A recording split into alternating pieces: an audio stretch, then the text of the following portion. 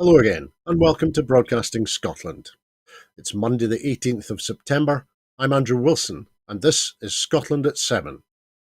This evening, I have the latest daily update from Ukraine on day 572 of the illegal Russian war of aggression and imperial ambition, and then I will take a look at today's headlines from Scotland and around the world. Ukrainian President Volodymyr Zelensky has said that his forces have recaptured the strategically important village of Klishchivka on the southern flank of the key frontline city of Bakhmut. Officials shared a video of Ukrainian forces displaying flags including the blue and yellow national flag, with ruined buildings and the sound of ongoing fighting in the background. Overnight, Ukraine claims to have shot down all 17 cruise missiles fired into its territory by Russia. The Air Force also reported that 18 out of 24 Shahed drones had been downed. The Ukrainian government has dismissed 6 deputy defence ministers earlier today, following the appointment of Rustem Umerov as the new defence minister. One of those removed from their post was Hanna Maliar, who regularly issues updates on Russia's war against Ukraine. Earlier today, Maliar had issued an update which stated that Ukrainian forces have repelled Russian attacks in a number of areas, including in the Kupiansk, Bakhmut and Marinka directions. Maliar also said that Ukraine had captured 2 square kilometres around Bakhmut and in the past week, and that 51 square kilometres have been recaptured there since the start of the counter-offensive. Russia has called on the UN's highest court in The Hague to throw out a case brought by Ukraine days after the Russian invasion on the 24th of February last year. The case accuses Russia of abuse of international law by attempting to justify their illegal invasion by claiming it was to prevent genocide in eastern Ukraine. Vyacheslav Gladkov, the governor of the Belgorod region in Russia, reports that power supplies have been cut to the villages of Glotovko and Bezyemno near the border with Ukraine after shelling. Russia said it repelled Ukrainian drone attacks over several parts of Russian-occupied Crimea, outer Moscow, and 2 border regions on Sunday. Bulgaria's defence ministry said today it had sent a special unit to inspect and deactivate a drone carrying explosives which had landed in the Black Sea town of Tulenovo on Sunday evening.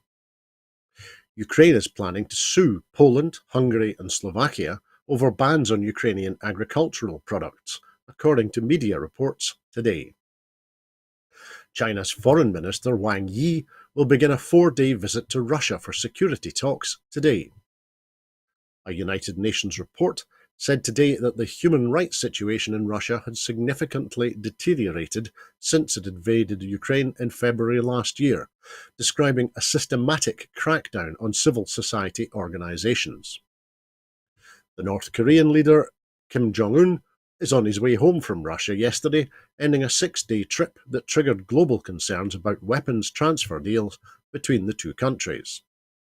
And US oil and gas multinationals are facing fresh questions over their trade with Russia after Russian customs records revealed that more than $7.1 million worth of equipment manufactured by Halliburton has been imported into the country since it announced the end of its Russian operations.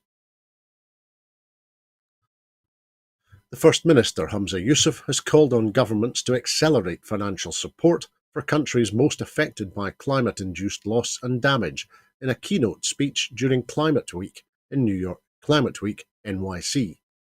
In the speech, the First Minister set out the details of how Scotland's loss and damage finance, pledged at COP26 and COP27, is being mobilised. A total of £5 million has been awarded to the Climate Justice Resilience Fund, who support vulnerable communities in the Global South, who have experienced loss caused by climate change, with a specific focus on women and young people. In addition, the Scottish Catholic International Aid Fund will receive a further £300,000 to support communities in Malawi impacted by Storm Freddy. Scotland's Humanitarian Emergency Fund will also receive an additional £1 million to support communities affected by disasters, disease or conflict, in recognition that climate change is increasingly driving humanitarian emergencies abroad. The First Minister said, "Not a single community on earth will be left untouched by the effects of climate change, but that suffering is not and will not be divided equally. We must ensure that communities facing the worst hardship with the least resources are not left behind." At COP26, Scotland became the first country in the global north to pledge financial support to address that loss and damage. At COP27, we again led the way, committing another £5 million for the neglected area of non-economic loss and damage. We have made good on those promises, but the need for urgent responses to climate shocks is only increasing. That is why I am also announcing a further £1 million programme to address loss and damage to be delivered through Scotland's Humanitarian Emergency Fund. Scotland might be a small country, but I hope these actions will inspire others to join us in not only making pledges, but in urgently mobilising the finances that are needed on the ground today. Following an interview with Sir Keir Starmer in the Financial Times, the SNP have said that it is clear that the Labour leader isn't interested in listening to voters in Scotland on the damage that Brexit has done, as Mr Starmer confirmed his determination to keep the UK out of the EU and the European single market. Despite saying he wanted to change Boris Johnson's Brexit deal, he committed to retaining the main elements of the deal by ruling out the possibility of rejoining the single market, the customs union, or re-implementing the policy of free movement, which the SNP says is vital for Scotland. Commenting, the SNP's Europe and EU accession spokesperson, Alan Smith MP, said, "Labour are singing from the same hymn sheet as the Tories.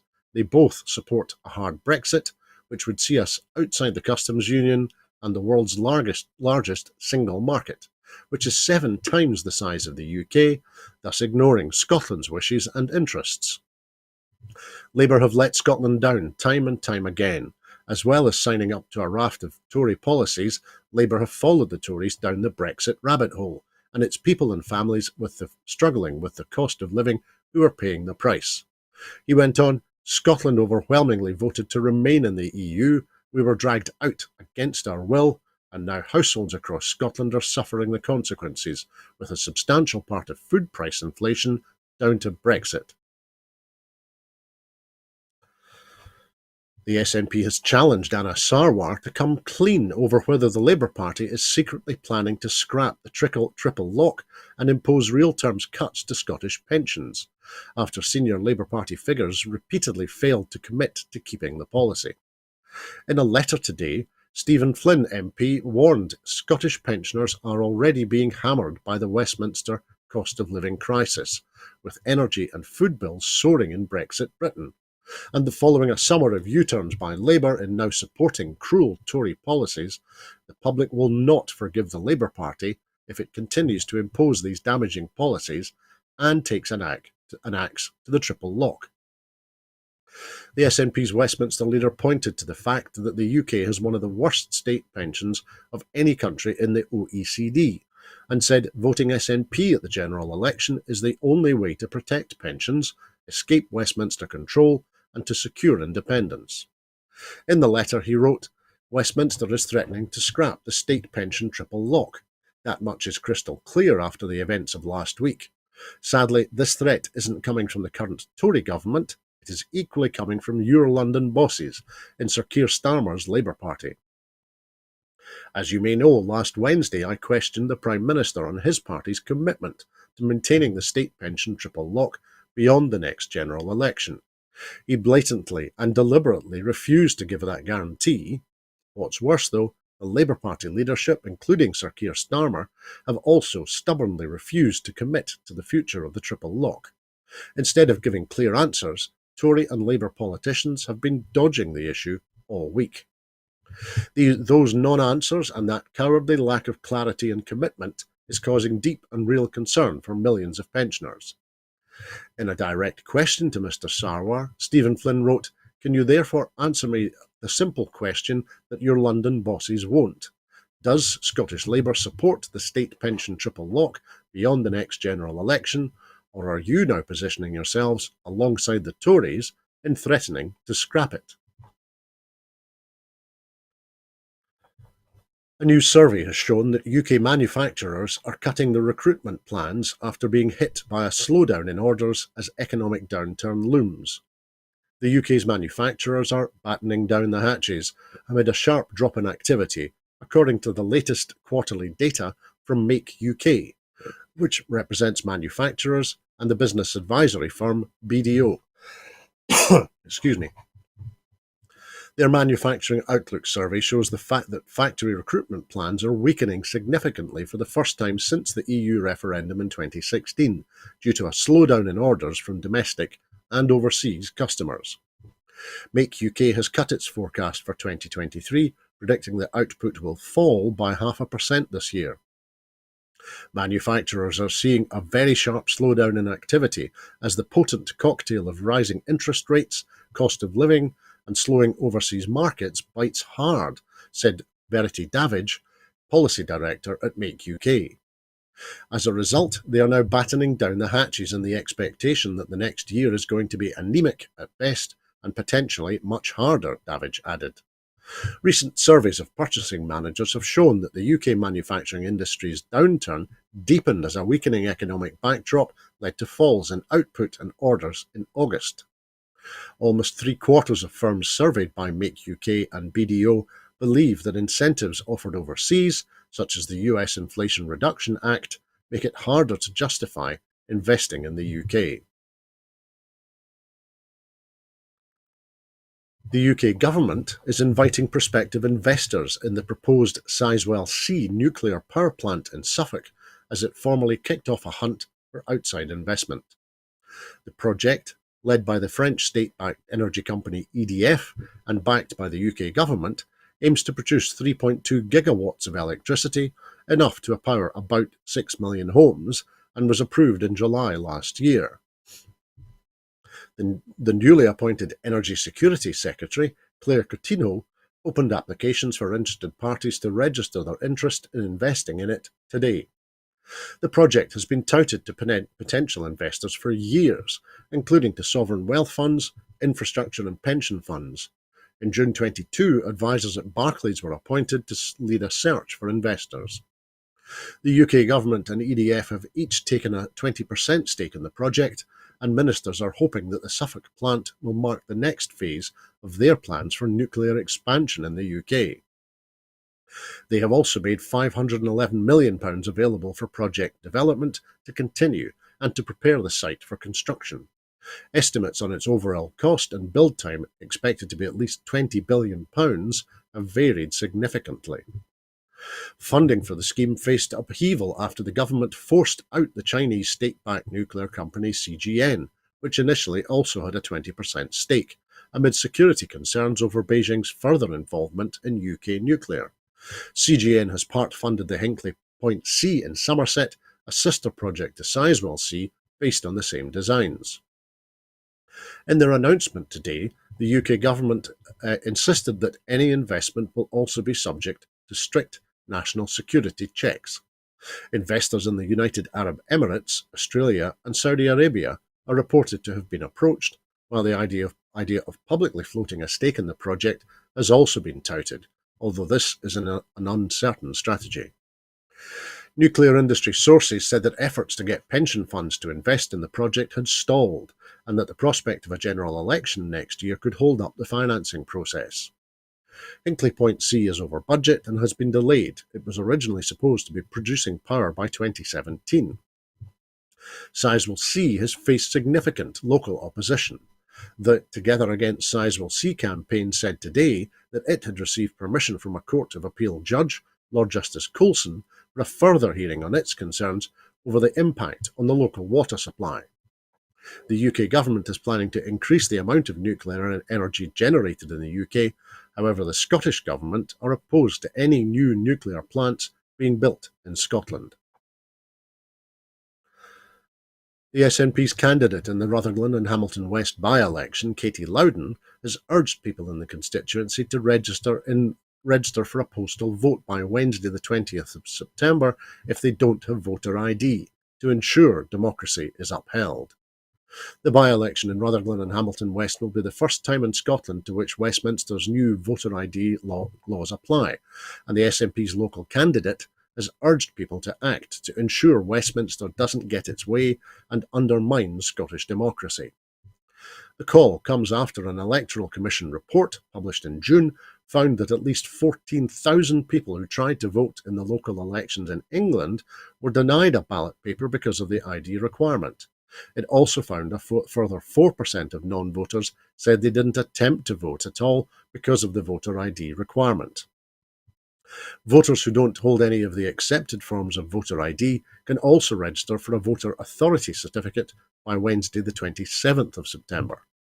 Commenting, Katie Loudon said, "I am urging every single voter in Rutherglen and Hamilton West to check if they hold an accepted form of voter ID today, and if they do not, register for a postal vote by Wednesday the 20th of September, or a voter authority certificate by the 27th of September. You can check what forms of ID are accepted on South Lanarkshire Council's website or by phoning them on 0303 123 1015. Let's come together to ensure that Westminster government doesn't achieve its goal of blocking Scottish votes and undermining our democracy." Even Jacob Rees-Mogg acknowledged that the new voter ID laws are an attempt at gerrymandering. If you register for a postal vote, you don't need to worry about having voter ID, as it is not required to vote by post. With a postal vote, you can either send it away as soon as possible or hand it in to your local polling station on the day of the election. The SNP opposes the Trumpian voter ID policy, and the Scottish Government has confirmed it will not apply to Holyrood and Scottish local council elections. The Welsh Government has proposed historic changes to the Senedd, including sharply increasing the number of members. Proposed changes set out in the Senedd Reform Bill include increasing the number of members from 60 to 96, and ministers from 12 to 17, plus scrapping the first-past-the-post element of the voting system. Set-up costs are estimated at about £8 million, and additional running costs for the expanded Parliament are expected to be about £18 million a year, which the Labour-led government argues is a tiny fraction of the £24 billion total annual Welsh budget. The proposals have been criticised by the Conservatives, who say the millions of pounds an expanded Welsh Parliament would cost each year could be used to improve public services. The Welsh Counsel General, Mick Antoniv, said, "This is an historic moment, a watershed in terms of Welsh parliamentary democracy. It makes us a truly modern Senedd." Antoniv said a bigger parliament was justified by the extra lawmaking powers and tax-raising levers Wales has compared with when devolution came into being in 1999. He said it also helped make up for the number of seats in the UK Parliament being cut from 40 to 32, and the loss of Welsh voices in the European Parliament. Antoniv acknowledged that increasing the number of politicians was difficult to justify, but said it's an investment in democracy. These costs don't kick in until after the next Senedd elections in 2026, so it doesn't have an impact on what we spend at the moment. If we can improve our performance by a minuscule amount, this will pay for itself. Responding to criticism by the Tories, he said, "This is about the extent to which we value our democracy. They are in a very desperate position politically. They are struggling for anything they think might have a degree of populism about it. The idea of more politicians is a hard sell, and they've latched on to that." Other proposed changes include the 32 new UK Parliament constituencies being paired to create 16 Super Senedd constituencies. Each constituency would elect 6 members. Senedd elections would be held every 4 years rather than 5. All candidates would have to live in Wales, and a new proportional voting system would be introduced. If 2/3 of the Senedd members support the changes, they will be in place for the 2026 elections. Run Ap Aworth, the leader of Plaid Cymru, which has worked with Labour on the changes as part of the party's partnership agreement, called it an historic step forward. The responsibilities and powers of the Senedd have been transformed since the Welsh Parliament first sat in 1999, said Ap Aworth. Yet there has been no difference in the makeup of the Senedd itself. This is a significant and historic day in terms of growing and maturing the Senedd into a body that can better represent the people of Wales and hold the government to account effectively.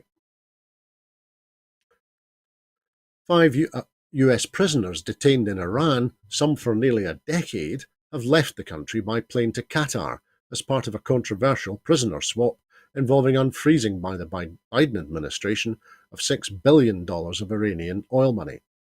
Tehran and Washington had agreed to swap 5 prisoners each, including the conservationist Murad Tahbaz, a British-American citizen. In an elaborate and delicate diplomatic deal, months in the making, the 5 Americans were taken from hotels in Tehran to a plane bound for Qatar, the first stage in a journey that would take them on flights to Washington. Qatar has been acting as the mediator for the deal, commencing with the electronic transfer of the Iranian cash to bank accounts in Qatar and Switzerland. The prisoners were allowed to board the plane only after the cash transfer was completed. Apart from Tahbaz, the identity of only 2 other Americans has been made public. Republican senators in the US and some former Iranian political detainees have accused Joe Biden of striking a deal that will only encourage Iran to keep hostage-taking as a central part of its diplomatic arsenal. The US State Department says that the money that is being released is oil money owed to Iran and frozen by the Trump administration in 2018, when the US left the Iran nuclear deal. It's not clear if the deal will lead to a wider diplomatic breakthrough or a new, less ambitious route to constrain Iran's civil nuclear program, in which Tehran agrees to lower its stocks of highly enriched uranium. Last week, 3 European countries, including the UK, accused Iran of building stocks of highly enriched uranium that could have no possible civilian purpose. The US says Qatar will ensure that the unfrozen money is only spent on goods, primarily food, agricultural products and medicine, that are not subject to sanctions. However, critics say it will be impossible to police. The path to the swap reached a turning point recently when the State Department agreed a waiver facilitating the release of the cash from South Korean banks to accounts in Switzerland and Doha. The 5 Americans were previously transferred out of Evin Jail in Tehran to various hotels in the capital. The identity of 5 Iranians who are being granted clemency in the US have all been made public in Tehran. It is not clear that all of them want to return to Iran. Most of them were jailed for breaches of US sanctions. Richard Radcliffe, the husband of Nazanin Zaghari Ratcliffe, has criticised the timing of the release, so close to the anniversary of Mahsa Amini's death in Iranian police custody. Research published today by the Poverty Alliance, the University of Strathclyde's Fraser of Allender Institute, and the Institute for Inspiring Children's Futures summarises findings across 3 different streams of research involving hospitality employers and workers. The Serving the Future project brings together businesses from urban and rural areas of Scotland. The 3-year action research project aims to understand, reduce and prevent in-work poverty and to identify actions that both the industry and the government could take to support these aims. Early findings suggest that the challenging business environment has compounded the ongoing problems with recruitment, pay and training, leading to difficulties for both employers and workers within the hospitality sector. The research also shows that some businesses are not aware of the spectrum of support made available by industry bodies and the relevant charities. In the case of smaller businesses, feelings of isolation and a perceived lack of a unified industry voice were also a cause for concern. The research also heard evidence from workers across Scotland of good and bad practice in the sector, with some employees feeling well supported and others facing maltreatment and even exploitation. Whilst it is clear that there are employers within the sector motivated to make improvements, the research shows that employees are dealing with precarious hours and relatively low wage rates, leading to greater insecurity. The report calls for action from employers as well as the government is needed to improve pay and conditions within this vital sector. The briefing highlights 7 key themes that arise from the research project, including the negative impacts of the recruitment crisis, a need for clearer signposting of available training opportunities, and challenges in navigating available support for workers and businesses. Emma Congreve, the Deputy Director of the Fraser of Allender Institute and project co-leader, said, "At the moment, even the most progressive employers are facing significant challenges in being able to balance the rising costs in their business with their commitment to do right by their workers. That does not mean that more can't be done, and we have found employers that are keen to learn and do better. The right support from government and sector bodies can be the catalyst to make change happen to benefit both workers and the sustainability of the sector." The Carer Support Payment will open for applications in pilot areas from November 2023, subject to parliamentary approval of regulations setting out rules and eligibility. Adults living in Perth and Kinross, Dundee City and Nanylan and Yar will be the first to be able to apply ahead of a phased national rollout from spring 2024. The benefit will be available nationally by autumn 2024. Carer Support Payment will replace Carer's Allowance, currently administered by the Department for Work and Pensions, and will instead be provided by Social Security Scotland. It will be the 14th Scottish benefit and is a programme for government commitment. More than 80,000 carers will be able to receive the benefit in Scotland, including 1,500 carers who are currently unable to access current carers allowance due to studying full-time. The launch of Carer Support Payment follows the introduction of extra support available for unpaid carers in Scotland through the Carers Allowance Supplement in 2018. The draft regulations provide that students can get Carer Support Payment if they meet the other eligibility criteria and are any age and studying part-time for less than 21 hours a week, 20 or over and studying full-time at any level of education, 16 to 19 and studying in full-time advanced education. The Carer Support Payment amount will continue to be paid at the same rate as the Carers Allowance from launch until case transfers are complete. The current rate of Carers Allowance is £76.75 a week. Carers studying full-time who are currently unable to access Carers Allowance will be able to apply for Carer Support Payment as soon as it is available in their local authority area. Carers in Scotland who are already receiving Carers Allowance will not need to make an application for Carer Support Payment. Their benefits will start to transfer automatically from February 2024. The Social Justice Secretary, Shirley-Ann Somerville, said, "The 14th Scottish benefit feeds into our critical mission to reduce poverty and provide support to those who are in the greatest need. Unpaid carers play a vital role in looking after their loved ones, but we know this can affect their own health and well-being. Carer Support Payment will provide unpaid carers with income in recognition of their caring role, giving them more security and helping them access opportunities outside of caring. Access to education is a key part of this, which is why we want to extend eligibility for our benefit to as many carers studying full-time. I am pleased student carers will be able to apply for it as soon as Carer Support Payment is available in their local authority area, given the calls from carers and support organisations for changes to the current rules. This change in the delivery of Carer Support Payment will be a key milestone in our ongoing work to improve support for unpaid carers, and we are committed to further changes to make the benefit work even better in the future. And that is all that we have for you this evening. In making these programmes, Broadcasting Scotland depends on the generosity of viewers and others who value our distinctive approach to news, current affairs and culture. Please help us to continue to make these programmes, to continue to develop the station and to make new programmes for you. Our programmes will always be free to view, but if you can afford £5 a month, please consider becoming a Broadcasting Scotland supporter. Our need to reach our £30,000 target to pay our bills is still pressing. However, the generosity of our supporters has given us a little more time. So far, we have raised over £17,300, and so we will be able to continue making programmes for a few more weeks. But our need to raise the remaining £12,700 is still really urgent.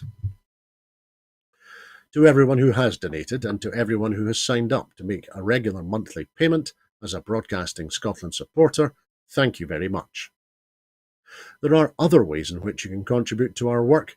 If you would like to volunteer to work with Broadcasting Scotland, either behind the scenes or in front of the cameras, or in any other way that helps our work and promotes the station, then please visit our website at www.broadcastingscotland.scot and send us a message there. You can find us on Twitter and Blue Sky at BroadcastScot. Please like and retweet us there. And you can also find us on Facebook by searching for Broadcasting Scotland. When you're watching us on YouTube, it would be great if you would like and subscribe to Broadcasting Scotland on that platform. I'd like to say thank you to everyone who's been watching this evening. We will be back at 7 p.m. sharp tomorrow evening for the next edition of Scotland at 7, so please come and join us then. It pains me mightily to say it, but on this day in 2014, 3,623,344 of those eligible to vote in Scotland voted in a referendum on the question, should Scotland be an independent country? The result was a no vote by 55% to 45%. Please look after yourselves and please have a very peaceful evening. Bye-bye.